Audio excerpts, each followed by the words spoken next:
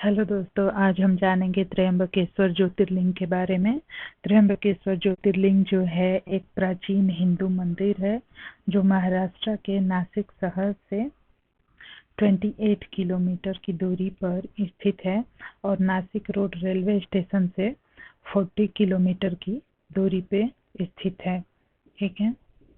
यह मंदिर जो है कि त्र्यंबक तहसील के त्र्यंबक शहर में है स्थित है। त्र्यंबकेश्वर ज्योतिर्लिंग भगवान शिव के 12 ज्योतिर्लिंगों में से एक है।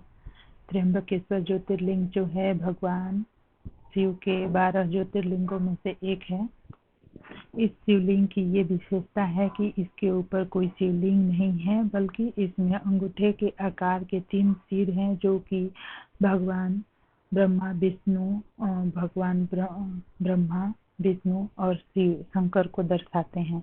त्र्यंबकेश्वर मंदिर में एक रत्न जनि मुकुट रखा गया है जो कि यह रत्न जड़ित मुकुट रखा गया है जो कि प्रत्येक सोमवार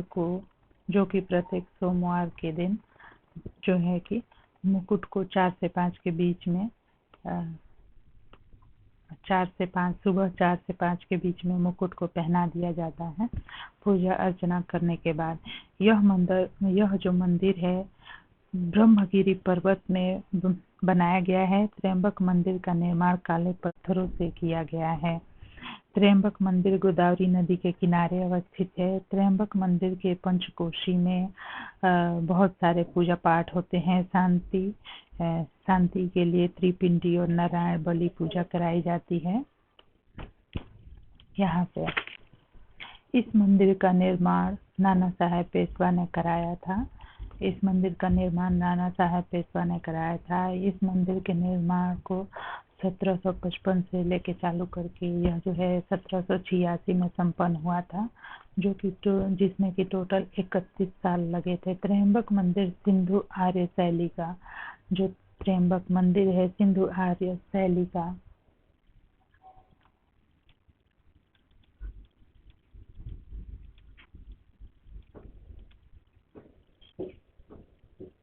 जो त्र्यंबक मंदिर है यह सिंधु आर्य शैली में बनाया गया है। त्र्यंबकेश्वर मंदिर में कुंड है जिसे कुशा कुंड कहा जाता है कि गोदावरी नदी बार बार लुप्त हो जाती थी, तब गौतम ऋषि ने कुशा से गोदावरी नदी को कुश से बांध दिया था। तभी से इस कुंड में पानी जो है हमेशा बना रहता है। तभी से इस कुंड में पानी जल हमेशा बना रहता है। शिव पुराण के अनुसार ब्रह्मगिरी पर्वत के शिखर तक पहुंचने के लिए 700 सीढ़ियां चढ़ के जाना होता है और वहां पे पहुंचने के बाद वहां पे 2 कुंड हैं, राम कुंड और लक्ष्मण कुंड मिलते हैं। गौमुख से निकलती हुई भगवती गंगा के भी दर्शन होते हैं।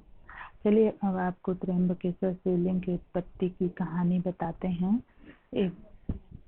एक बार की बात है, पुराणों के अनुसार एक बार की बात है, ऋषि पत्नियां गौतम ऋषि की पत्नी अहिल्या से नाराज हो गई थी और अपने ऋषि पतियों को गौतम ऋषि का अपमान करने के लिए कही।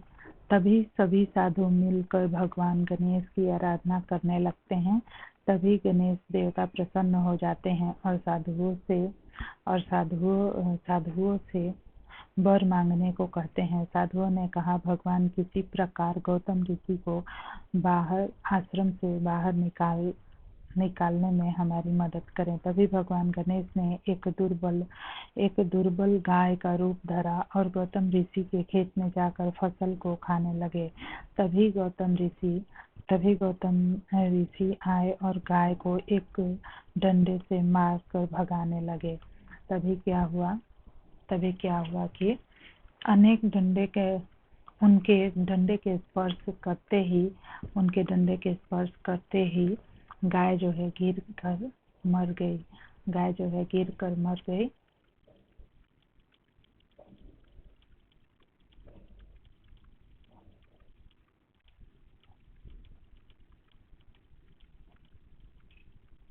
उनके डंडे के स्पर्श करते ही गाय जो है गिर कर मर गई। तभी सभी ऋषि एकत्रित हो गए और गौ हत्या का पापी कहकर अपमान करने लगे। तभी ऐसी विषम परिस्थिति देखकर गौतम ऋषि ने इस पाप से निवारण का मार्ग पूछा। तब सभी ऋषियों ने कहा कि गौतम ऋषि, तुम्हें अपने पाप को सर्वत्र बताते हुए 3 बार पृथ्वी की परिक्रमा करो, तब यहाँ लौटकर 1 महीने का व्रत करो और तब ब्रह्मगिरी की एक परिक्रमा करो, तभी तुम्हारी शुद्धि होगी। या फिर गंगा जी को यहाँ लाकर उनके जल से शुद्धि करो और गंगा जी में स्नान करके ब्रह्मगिरी पर्वत की 11 बार परिक्रमा करो, 11 बार, और 100 घरों के शुद्ध जल से अपनी शुद्धि करो। तब गौतम ऋषि ने सारे शुद्धि करके, सारे जो नियम थे उसको पालन करके पत्नी के साथ भगवान शिव की आराधना में अपना जीवन बिताने लगे। तभी भगवान शिव प्रसन्न होकर गौतम ऋषि के सामने आ गए और उनसे वरदान मांगने को कहा।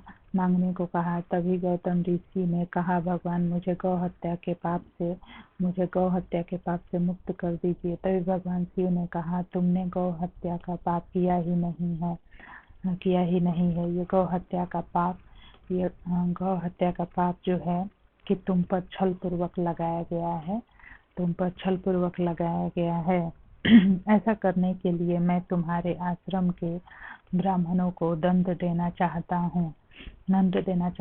इस पर गौतम ऋषि ने कहा, उन्हीं की वजह से मुझे आपके दर्शन प्राप्त हुए हैं, इसलिए आप उन्हें मेरा परम समझकर उन्हें माफ कर दीजिए।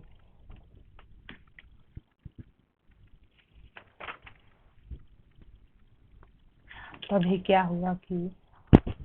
हुआ कि भगवान शिव ने गौतम ऋषि के आश्रम के ऋषियों को माफ कर दिया और उनसे क्षमा मांगने को कहा। तभी गौतम ऋषि ने भगवान शंकर से जो है एक प्रार्थना की कि आप जो है इस ब्रह्मगिरी पर्वत पे हमेशा के लिए ज्योति रूप में रहे, निवास करे, जिससे कि हम आने वाले समय में पापों से मुक्ति पा सके। तभी भगवान शंकर ने तथास्तु कह के चले गए। तभी वहाँ पे ब्रह्मा, विष्णु और महेश के रूप में एक शिवलिंग की उत्पत्ति हुई और वहाँ पे भगवान त्रिपिंडी के रूप में रहते हैं। और ये है त्र्यंबकेश्वर ज्योतिर्लिंग की कहानी।